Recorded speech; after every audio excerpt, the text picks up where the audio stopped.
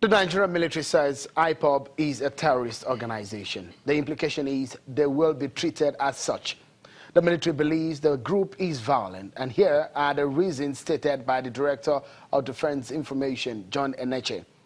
They say that the formation of a Biafra Secret Service, claimed formation of a Biafra National Guard, unauthorized blocking of public access roads, and extortion of money from innocent civilians at illegal roadblocks. And these are some of the reasons they stated. Meanwhile, IPOB has denied being a terrorist group. The brother of the leader of IPOB, Emmanuel Kanu, who said he was speaking on behalf of the IPOB leader, told Channels Television on the phone that IPOB does not carry guns, neither do they encourage violence. We will play that interview in the course of the program. Well, is the military justified? Is IPOB playing the sympathy card? What is the difference between a militant group and a terrorist group? These are the questions begging for answers now. Let's get perspectives. I have a retired military officer, Colonel Hassan Stan Labo, joins us in the studio, and we'll be balancing the perspectives on the conversation tonight with some legal perspectives from Mr. Liberus Oshoma, a lawyer and a political analyst. Gentlemen, many thanks for coming on the program. Thank you, Sean. Let me begin perhaps with, from a military point of view. What is a terrorist organization?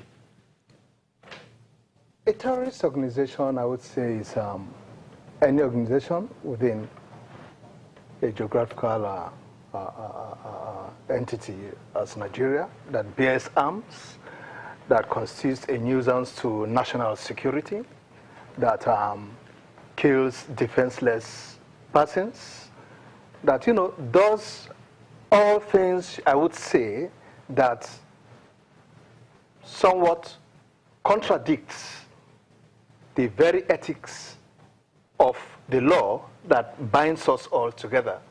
Not to even talk of a situation where you have an organization that is even a secessionist organization and things like that. So a secessionist organization can also be described as a terrorist group? Sure, depending on their lines of action. When they begin to be violent, they begin to bear arms, and so on. And let me just say something, Shehu.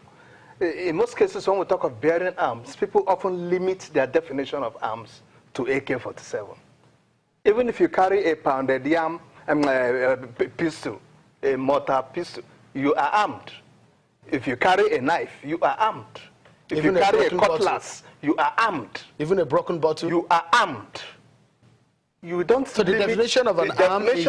The definition of arm is not limited to automated weapon. No. So some of the area boys we see on the street are armed. They're armed? They're armed. Okay, so and the law can really pick up on them. So if you, for example, want to differentiate between a militant group and a terrorist group, then what is a militant group? Show a very thin line separates a militia group and a terrorist group. They are all of nuisance value to national security. They both bear arms. They both kill defenseless individuals. They do things that contradicts our very laws, and so on. In fact, the militia is just at the mercy of the labeling authority. There is a lawyer with us here. I think maybe he will make something clear. Okay, just before I cross into the legal arena, yes. Still within the military, let's get a sense of at what is the degree of activity of a group of people who say they are freedom fighters. To what degree or to what point can they be said to be a dangerous organization? Thank you, Sean. One man's freedom fighter is another man's, what do we call it? Another man's terrorist.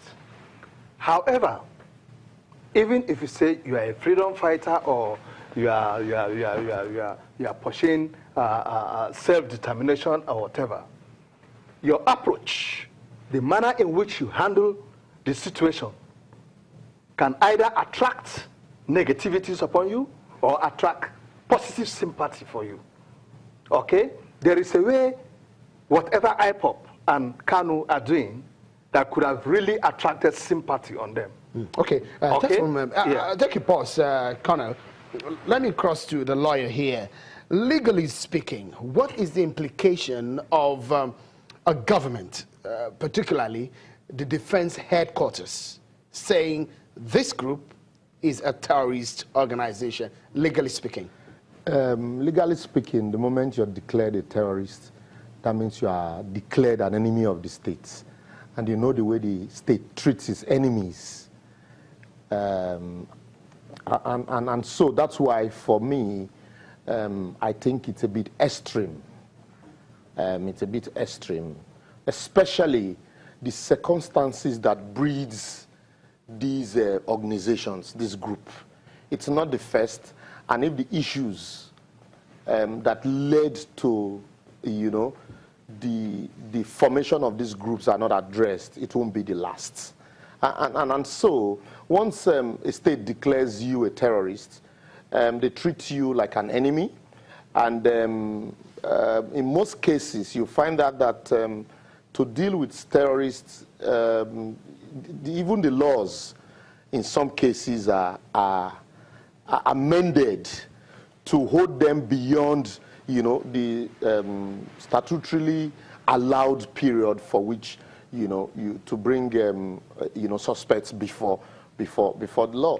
And so I hope that we actually know what we are doing. Against the backdrop of, if I take Corner's definition, blank definition of terrorism, well, I tend to agree with him to some extent, but if I take his definition, I wonder why we have not declared the Fulani ravaging herdsmen as terrorists. I wonder, why the government decided to negotiate with, some militants and, compensate them, all in form of amnesty. Okay,